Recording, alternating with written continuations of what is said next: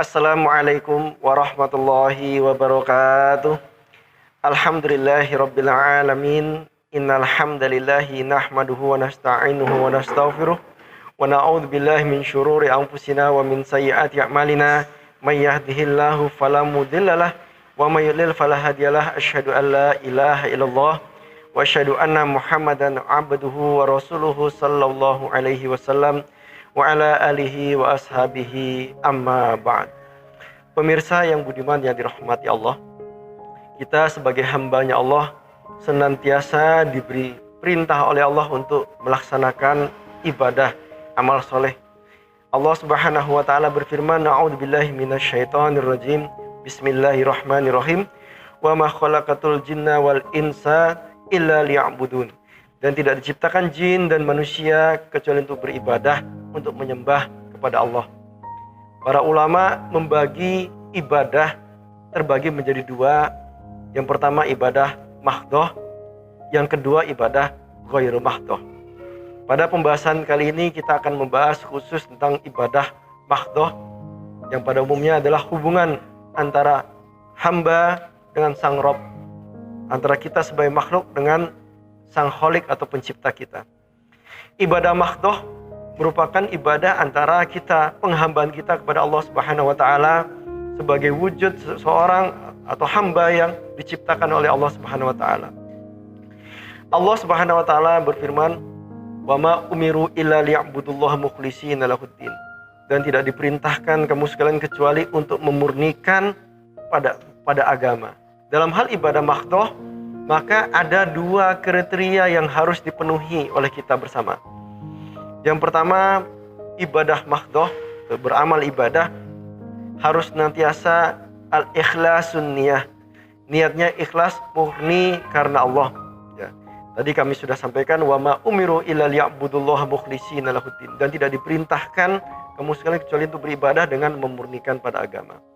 Dalam hadis sahih Bukhari, Rasulullah sallallahu alaihi wasallam bersabda, "Innamal a'malu binniyat wa innamal likulli imri'in ma nawa, faman hijratuhu lidunyahu yusibuha wa imra'atin ayankihuha fa hijratuhu ila ma hajara ilaih." Sesungguhnya hijrah kita, amal kita, ibadah kita tergantung pada niatnya. Maka barang siapa yang beramal niat karena mencari dunia semata, maka Allah tidak akan memberikan ganjaran berupa pahala. Paling yang Allah berikan sebatas dunia yang dicarinya. Atau dia beramal beribadah karena niat ingin menikahi wanita, maka dia tidak akan mendapatkan pahala, paling sebatas wanita yang ingin diniatinya. Fa hijratuhu ila ma hajara ilaih. Maka niatnya seseorang dalam beribadah diniatin semata-mata karena Allah, yarjuna rahmatahu wa yakhafuna abada wa yakhafuna adaba. Maka yang pertama yang harus dipenuhi dalam beribadah, niat harus semata-mata karena Allah. Yang kedua dalam beribadah kita niat, ya, yang pertama niat karena Allah, yang kedua dalam melaksanakannya baik secara iradah tujuannya, surah bentuknya, wa kaifiyah dan tata caranya harus berpedoman, harus mengikuti mutabali sunnati Rasulullah sallallahu alaihi wasallam, mengikuti tuntunan petunjuk Rasulullah sallallahu alaihi wasallam. Dalam surat Hasyr ayat 7 Allah Subhanahu wa taala berfirman, "Wa ma ataakumur rasul fakhuduhu wa ma nahakum anhu fantahu." Dan apa-apa yang Rasul datangkan untuk kamu sekalian maka terimalah, kerjakanlah, laksanakanlah. Dan apa-apa yang Rasul hindari atau Rasul larang untuk kalian maka tinggalkanlah. Maka dalam beribadah kita harus semata-mata mengikuti apa yang dituntun oleh Rasulullah sallallahu alaihi wasallam. Maka ini dikatakan muttabi atau mengikuti, mutabali sunnati Rasulullah sallallahu alaihi wasallam. Ibadah mahdhah, ya, tata caranya atau kaifiyah, bentuknya atau surah, dan niatnya atau tujuannya atau iradah semata-mata harus mencocoki dengan apa yang dicontohkan oleh Rasulullah sallallahu alaihi wasallam. Tidak boleh menyimpang.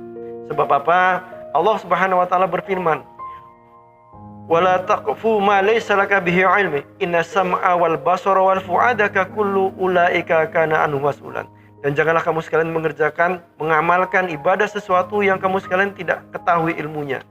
Sesungguhnya pandangan kamu sekalian, mata kamu sekalian, mata kita, pendengaran kita dan hati kita akan ditanya dan dimintakan pertanggungjawaban di sisi Allah Subhanahu wa taala.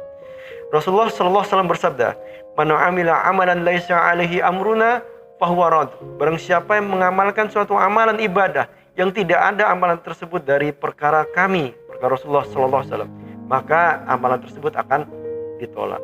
Maka dalam hal ibadah mahdhah, contohnya salat, Rasulullah bersabda, "Shollu kama ra'aitumuni usolli." Salatlah kamu sekalian sebagaimana kalian melihat diriku salat. Dalam hal melaksanakan ibadah haji ke Baitullah atau umroh, Rasulullah sallallahu alaihi wasallam bersabda, "Khudhu anni manasikakum." Ambillah dariku tata cara manasik haji kamu sekalian. Maka dapat kita simpulkan secara umum, untuk diterimanya suatu amal ibadah mahdhah harus memenuhi dua kriteria. Kalau dibuat suatu rumusan, ya, ibadah mahdhah itu satu, karena Allah atau KA. Yang kedua, SS sesuai syariat, atau dibalik, SS ditambah KA sesuai syariat dan karena Allah. Jangan disalahkan, karena Allah terus SS-nya sesuai selera, itu tidak boleh. Maka sesuai dengan syariat, harus mencontohi dengan syariat yang dicontohkan dari Rasulullah sallallahu alaihi wasallam. Maka dari itu barulah amal ibadah kita diterima dengan niat karena Allah, dan dalam hal praktiknya mencocoki atau mencontohi dengan amalan yang dilaksanakan oleh Rasulullah sallallahu alaihi wasallam. Itulah sedikit pembahasan tentang ibadah mahdhah. Untuk selanjutnya terhadap ibadah ghairu mahdhah akan kita laksanakan dalam pembahasan selanjutnya. Akhirul qouli hadza, assalamualaikum warahmatullahi wabarakatuh.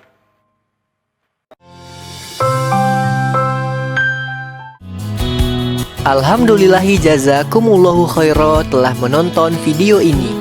Jangan lupa klik tombol subscribe untuk menunjukkan dukungan ke channel LDII Sumatera Barat, dan klik tombol lonceng untuk mendapatkan update video terbaru. Wassalamualaikum warahmatullahi wabarakatuh.